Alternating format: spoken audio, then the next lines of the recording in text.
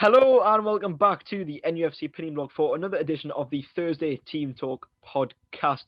Once again, and as always, I'm joined by Ben. Ben, how you doing, mate? Good, thanks once again. Thank you very much for having us back. Well, you're part of this channel. I should hope that you'd come back. Aye. So yeah, as per usual, we're going to have a look at the games that surround Newcastle. Of course, looking at Newcastle's game at the weekend and the games of the teams that surround Newcastle in the league. But as always, we'll start with Newcastle and then go to the other games. So Newcastle on Sunday take on Burnley, midday kickoff at Turf Moor. Must win, surely.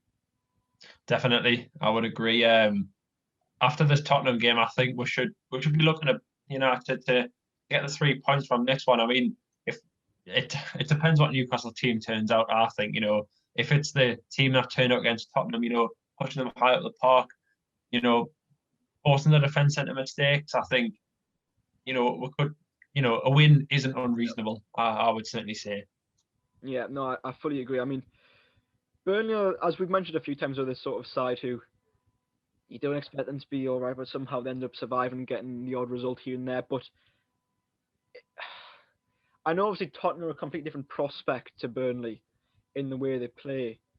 But if we play anything like we did against Tottenham, Burnley are nowhere near as good as Tottenham. No, not at all. I mean,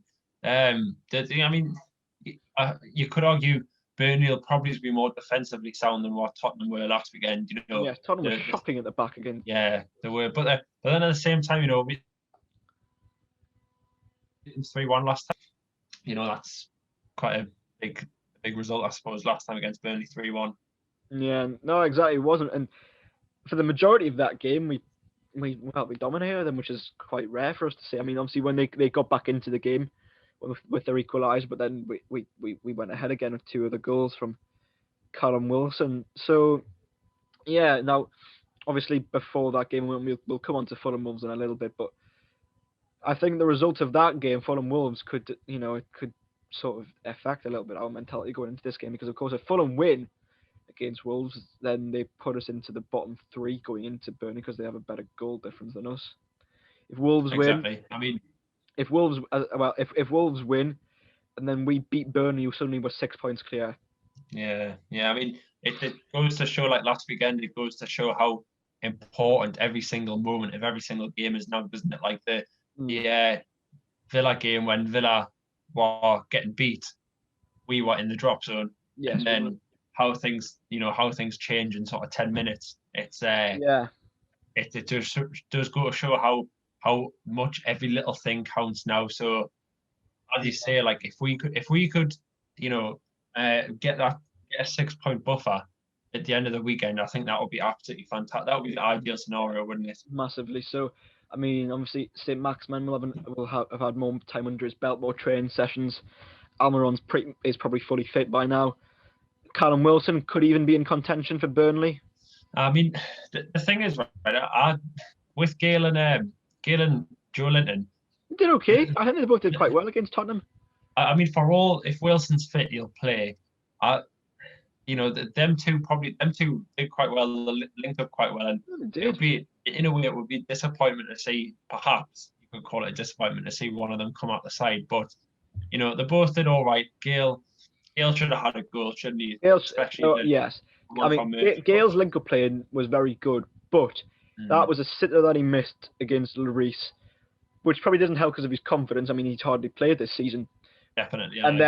But then I think what was even more pressing, well, not as much as maybe scoring a goal, but that pass to Almiron when Almiron was running through, Gale just had to put that into his stride, and that was so frustrating, wasn't it? It was criminal for a professional footballer. That is an easy ball. I mean, do you know what it was, right? Even if he didn't put enough on the pass, and Almiron had to come back, would have still kept the ball. Like, that's the thing. Even if Almiron had to come back, but he just gave it away. But because Almiron, let's be honest, Almiron probably goes and scores that goal. If that definitely, he's there. Which then 2-2 at half time, we could go on to win that game all of a sudden. Yeah. But then, you look at his partner Joe Linton, and I think that who was also probably. I would say that was probably. I would argue probably his best performance we've seen him playing in Newcastle. For all he could have had a hat trick. Yeah. He put his goal away well. And for the second goal, he did really well to keep the ball alive. And some of his link-up play, like bringing it down on the chest, touching it off, was really good, I thought, to be honest. And No, I agree. he had a good game. He had a really good game, I thought. No, I think, yeah, it was one of his very best in Newcastle shirt, so fair play to him. Of course, he got a goal as well. Of course, we switched off in the 5 minutes after that and conceded 2, which wasn't good at all. But it was good to get a point. But obviously, looking at Burnley, as I mentioned, then they're not as good a side as Tottenham are. That's evident. And so, with that being said, if we do play in some sort of a way, the way we did against Tottenham, obviously it was a good reaction to the humiliation at Brighton, certainly. If we do play again that way again, I don't see why we don't get 3 points there. No, I mean Burnley gave away a 2-goal lead at the weekend, didn't it? So it shows that they will concede goals. Yeah, I mean, I can't imagine the confidence would be too high, coming from winning 2-0 to losing 3-2. But at the same time, Sean Dyche will probably get them to get a bit of a reaction. You know what I mean? That they can't go out and play the same way and lose in the same manner this weekend. No, you're right. I mean, as I say though, I just think regardless, we just have to go and win there. Because if we go and win there, we remain out the relegation zone no matter what Fulham do 2 days prior to that. So, let's have a look at the table. If I have a look at the table, Brighton are only. I mean, so we can't go ahead of Brighton because their goal difference is vastly superior. But if Brighton were to lose to Everton, which we'll come on to soon, we'd go level on points with them. That's it. I mean, for all Brighton's goal difference is probably going to come down to, sort of in their favour. I think unless us and Fulham can pull clear of that, safe or near enough safe. But I think certainly with the goal difference thing is if we win and Fulham don't win, then we're probably going to either be level or better than on goal difference. That's going to be a big factor as well with this. It is as well. That's the thing, especially you're looking because both Newcastle and Fulham have got tricky games to come. There's no doubt about that before they play each other on the last day of the season. But if we have a 6-point buffer on Fulham and a equal to or better goal difference with the games that both teams have got coming up, I think that's a big bridge for Fulham to try and cross. I mean, you could argue if Fulham have got Wolves this weekend, it's a game that could win. They've got Southampton as well coming up towards the end of the season, another game that probably could win. But it's a big jump, 6 points at this stage. For all it takes for us is just to pick up maybe a point from like the Liverpool, Arsenal, Leicester run we've got sort of thing. All it takes is a point. That's all we need really to kind of just keep us in the, keep us that one step ahead, if you like. Yeah, that's the thing. If we can maintain maybe like a 4 or 5 point gap, that's essentially 2 wins. Yeah, exactly. I mean, it's all to play for, but I think I'll speak for a lot of Newcastle fans and saying I feel a lot better now than what I did this time last week. Certainly, yeah. I mean, Villa beating Fulham in the way they did. Fulham capitulated in that game in the space of 10 minutes. Yeah. And I know Wolves have, and well, we may as well go on to Fulham Wolves now since we've started talking about them. Yeah, Fulham, they were poor against Leeds at home as well. Now, I know Wolves haven't been great of late, but if Fulham collapse in the way they did against Villa, even a side like Wolves who have been a bit out of form lately, they certainly have the players to punish Fulham. I'd say. Yeah, I mean, Fabio Silva, the striker, he scored quite a good finish the other night. For all Wolves got beat up to 3-2 off West Ham. Yeah. They did sort of come back in the game, 3-0 down. They did sort of show a bit of fight at the end. So if they can use the players they've got, then I don't see why a win for Wolves would be out of the question, to be honest. Yeah, I in all honesty, I could probably say that maybe being a draw. I think so. I think, to be honest, I think Wolves have the better quality in the side, but Fulham are probably playing better.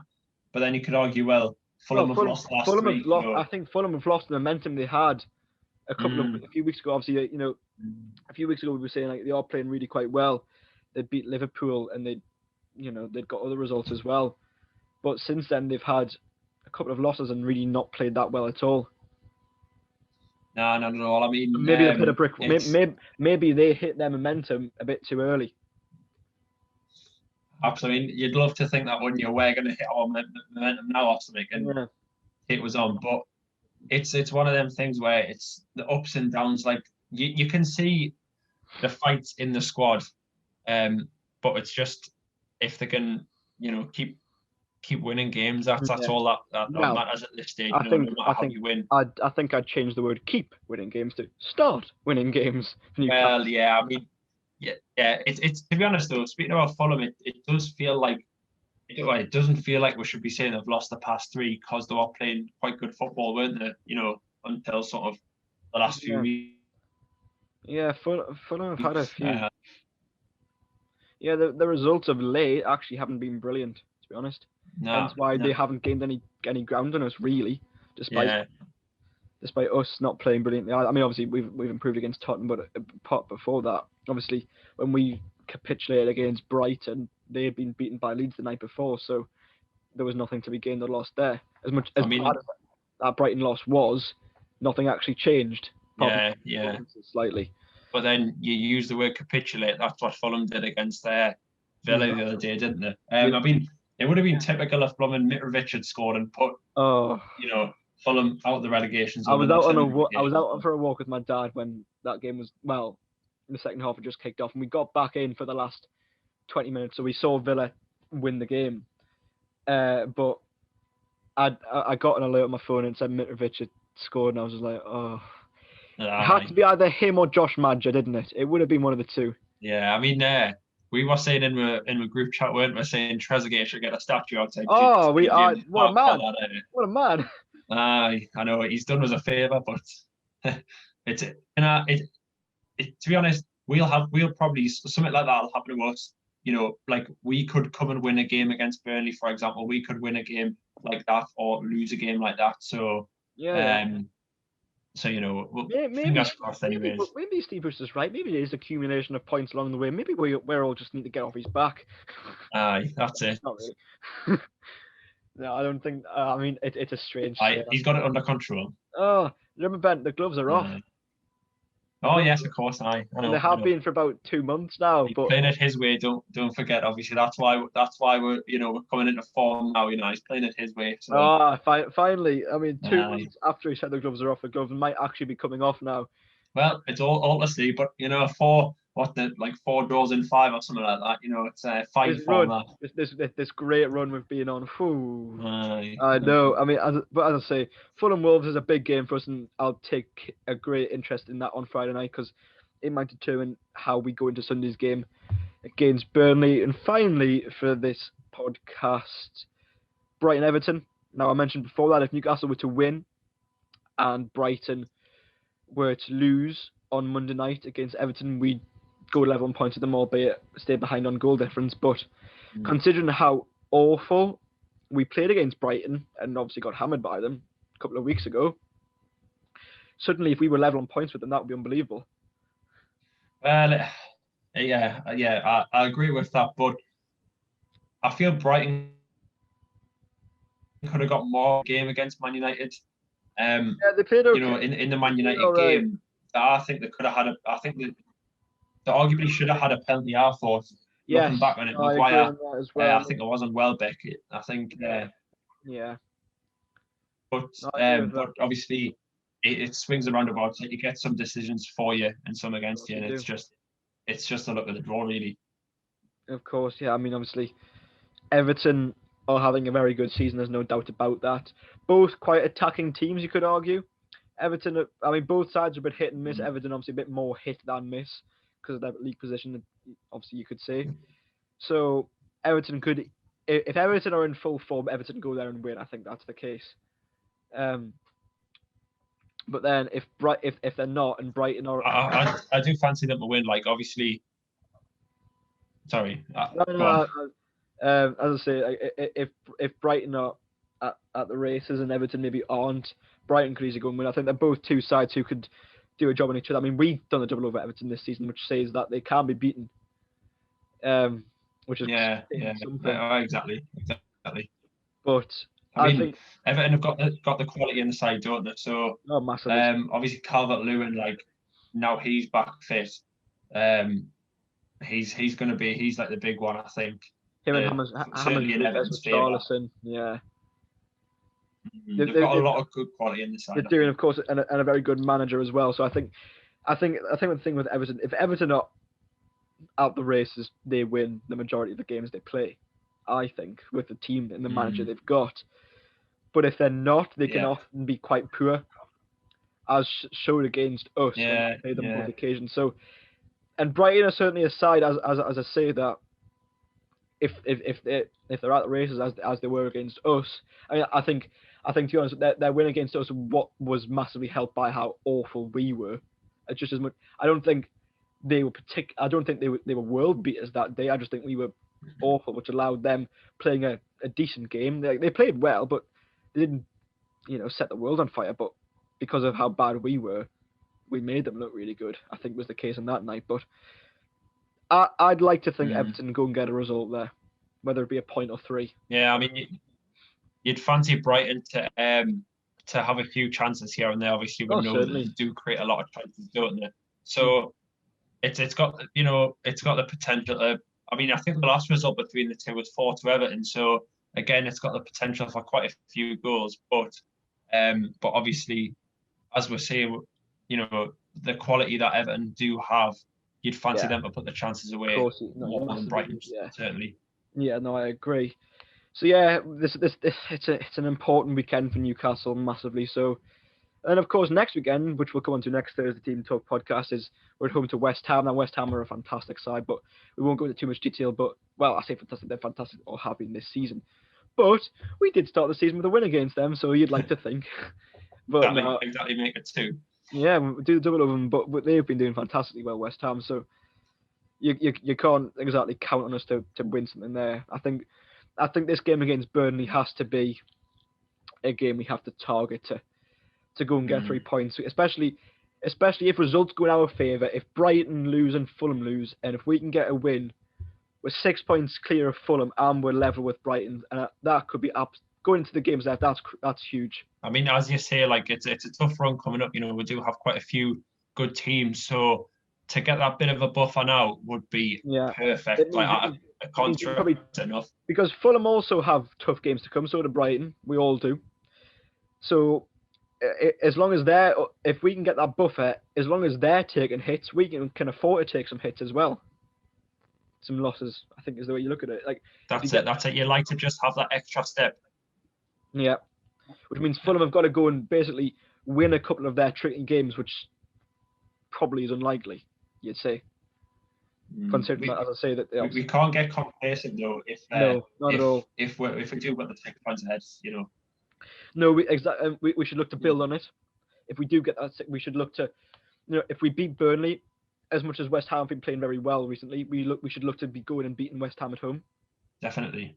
And suddenly, I'm looking who do Fulham have. Next weekend after this, Fulham are away to Arsenal, and you think that Arsenal will go and probably beat Fulham. You'd hope. Yeah, Arsenal are a bit hit and miss, though. I would say. But of course they're away to Sheffield United this Sunday. And so if they can get a bit of confidence by beating them, suddenly, if Arsenal go and beat Fulham, and we go and beat Burnley and West Ham, suddenly we're 9 points clear. Exactly. Which is up at 9 points with what will be by that point about 6 games to go.